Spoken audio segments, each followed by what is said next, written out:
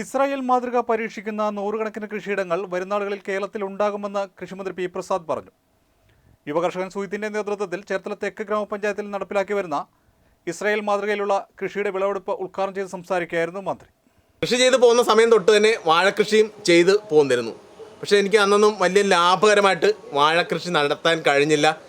ഇപ്പം പക്ഷേ നമുക്ക് ലാഭകരമായിട്ട് വാഴക്കൃഷി നടത്താൻ സാധിച്ചിരിക്കുകയാണ്. അപ്പോൾ ഈ കാണുന്ന 1 ഏക്കർ സ്ഥലത്ത് 1000-ഓളം വാഴകൾ വെച്ചിട്ട് നമുക്ക് സക്സസ് ആയിട്ട് വിജയിപ്പിക്കാനായിട്ട് പറ്റിയിരിക്കുകയാണ്.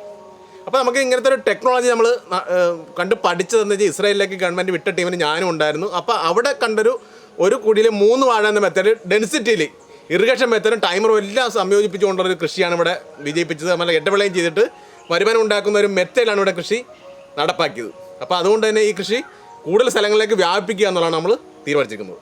അർത്തുങ്കലിൽ 1 ഏക്കർ വരുന്ന കൃഷിയിടത്തിൽ വിവിധ ഇനങ്ങളിലായി 1000 ടിഷ്യൂ കൾച്ചർ വാഴകളാണ് സുഹിത്ത് കൃഷി ചെയ്തത്.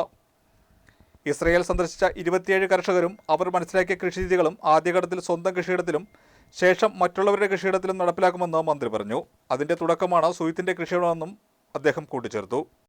രാജ്യത്തിന് പുറത്തേക്ക് കൃഷി പഠിക്കാൻ കുറേ ചെറുപ്പക്കാരെ തിരഞ്ഞെടുത്ത് അയക്കുകയുണ്ടായി. അങ്ങനെ കൃഷി പഠിക്കാൻ പോയി തിരിച്ചു വന്ന ഒരാളാണ് ശ്രീ സുജിത്ത്. വ്യത്യസ്തങ്ങളായ രീതികൾ അവലംബിച്ചുകൊണ്ട് കൃഷി ചെയ്യുന്നു എന്നുള്ളത് സുജിത്തിൻ്റെ പ്രത്യേകതയാണ്. സുജിത്തിനെ വിശേഷിപ്പിക്കുന്നത് വെറൈറ്റി ഫാർമർ എന്നുമാണ്. ഇസ്രായേൽ സന്ദർശനത്തിന് ശേഷം അവിടെ പോയി കൃഷികാര്യങ്ങൾ നേരിട്ട് കണ്ട് ബോധ്യപ്പെട്ട് മനസ്സിലാക്കി വന്നതിന് ശേഷം അതിനനുസരിച്ച് നാട്ടിലെ കൃഷി രീതികളിൽ സുജിത്ത് ചില മാറ്റങ്ങളെല്ലാം വരുത്തി.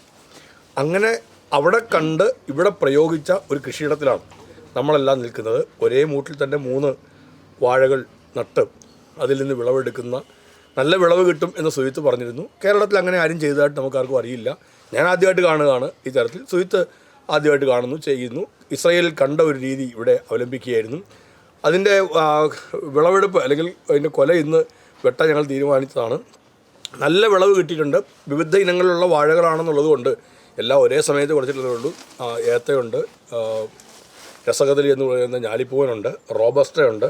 ഇങ്ങനെ വിവിധങ്ങളായ ഇനങ്ങൾ കൃഷി ചെയ്തിട്ടുണ്ട്. ലാഭകരമായി കൃഷിയെ എങ്ങനെയെല്ലാം കൊണ്ടുപോകാൻ കഴിയും എന്ന് നമ്മൾ ആലോചിക്കുമ്പോൾ ഇസ്രായേലിൽ കണ്ട സുജിത്ത് ചേർത്തലയിൽ പകർത്തിയ മാതൃക അങ്ങേയറ്റം ലാഭകരമായി ചെയ്യാൻ പറ്റുന്നതാണ് എന്ന് തന്നെ ഇപ്പോൾ മനസ്സിലാവുന്നുണ്ട്. തീർച്ചയായിട്ടും കർഷകർക്ക് അനുകരിക്കാൻ കഴിയുന്ന ഒരു മാതൃക തന്നെയാണ് ഇത്. ചെറിയ സ്ഥലത്ത് നിന്ന് കൂടുതൽ വാഴ നമുക്ക് കൃഷി ചെയ്ത് അതിൽ നിന്ന് കുലയെടുക്കാൻ കഴിയും എന്നുള്ള വലിയ പ്രത്യേകതയുണ്ട്.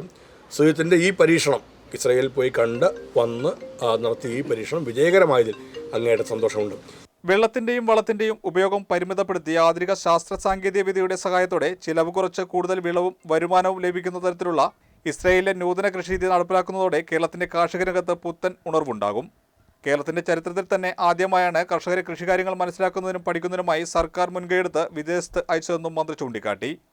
റോബസ്റ്റ, ഞാലിപ്പൂവൻ, ചെമ്പൂവൻ തുടങ്ങിയ വ്യത്യസ്തങ്ങളായ വാഴകളാണ് ഇവിടെ കൃഷി ചെയ്തത്. ഇസ്രായേലിൽ ഒരു കുഴിയിൽ തന്നെ 3 വാഴ വയ്ക്കുന്ന അതേ രീതിയാണ് ഇവിടെ പരീക്ഷിച്ചത്. ഇടവിളയായി വെള്ളരി, കുമ്പളം, മത്തൻ തുടങ്ങിയ വ്യത്യസ്തങ്ങളായ ഇനങ്ങളും കൃഷി ചെയ്തതായും കർഷകനായ സുജിത്ത് വ്യക്തമാക്കി.